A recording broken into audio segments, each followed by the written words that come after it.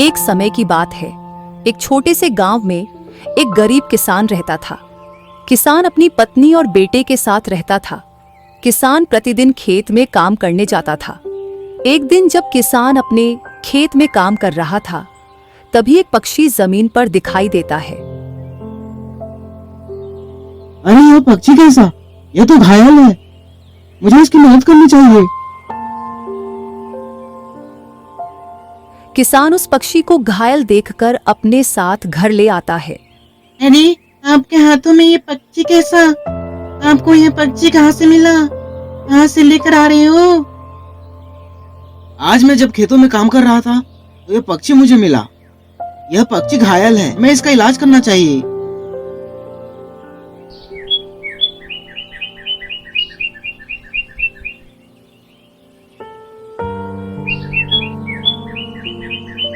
अरे भगवान, मैं इस पक्षी को लेकर खेत जा रहा हूँ।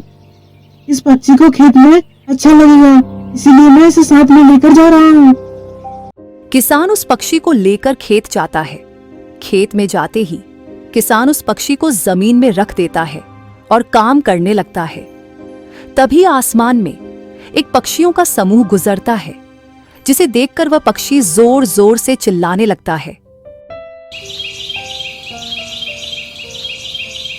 अरे तुम चिल्ला क्यों रहे हो? क्या वो तुम्हारे समूह के लोग हैं? देखने में तो दूसरे पक्षी लग रहे हैं। तभी मैं एक पक्षी प्रवासी बोलता पक्षी है, हूँ। हम मौसम के साथ अपने रहने का ठिकाना बदलते रहते हैं ताकि हमें सभी मौसम खाने के लिए खाना आसानी से मिलता रहे। उस दिन हम इसी रास्ते से जा रहे थे, तभी अचानक तूफान आ गया और मैं पेड़ से टकरा गया और नीचे गिर गया और मेरे सभी साथी आगे निकल गए। अगर मैं उड़ पाऊं तो मैं अपने साथियों के पास जा सकता हूँ। पक्षी तुम परेशान मत हो, मैं वैद्य के पास जाता हूँ, तुम्हारे लिए दवाई लाऊंगा जिससे तुम जल्दी ठीक हो जाओगे और अपने साथियों के पास जा पाओगे।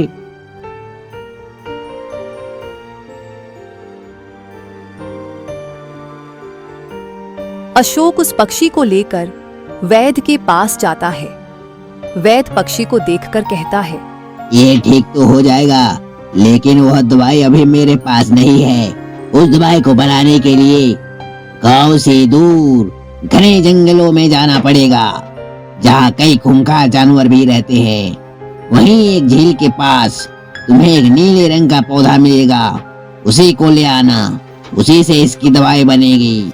अशोक उस पक्षी को अपने घर अपने साथियों के पास पहुंचाने के लिए उस पौधे को लाने के लिए तैयार हो जाता है और वैद्य से वहां का रास्ता पूछता है। अशोक रास्ता पूछकर घर जाता है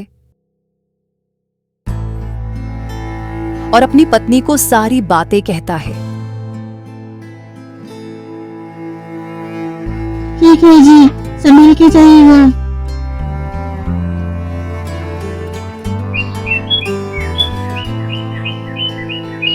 अशोक उस पक्षी को भी अपने साथ लेकर जाता है।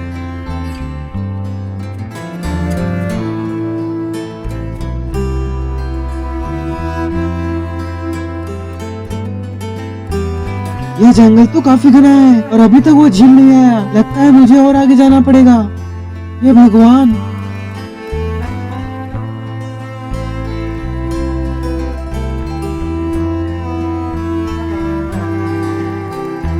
लगता है वही झील है।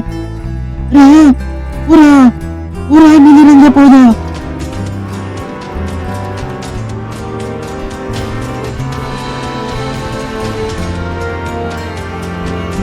तभी अचानक एक खूंखार भेड़िया आ जाता है और उनके ऊपर हमला कर देता है। किसान बहादुरी से उस भेड़िए का मुकाबला करता है। भेड़िए तुम चले जाओ, हमारे रास्ते में मत आओ। हमें ये नीले रंग का पौधा लेना है और हमें कुछ नहीं चाहिए। चले जाओ हमारे रास्ते से। भेड़िया जल्दी से अपनी जान बचाकर भागने लगता है। किसान जल्दी से नीले रंग के पौधा लेकर वैद्य के पास आ जाता है।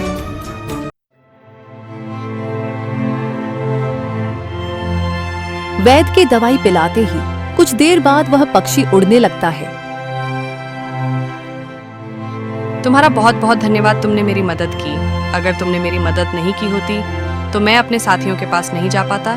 तुम्हारा बहुत बहुत धन्यवाद। इतना कहकर वह पक्षी अपने साथियों की ओर उड़ जाता है।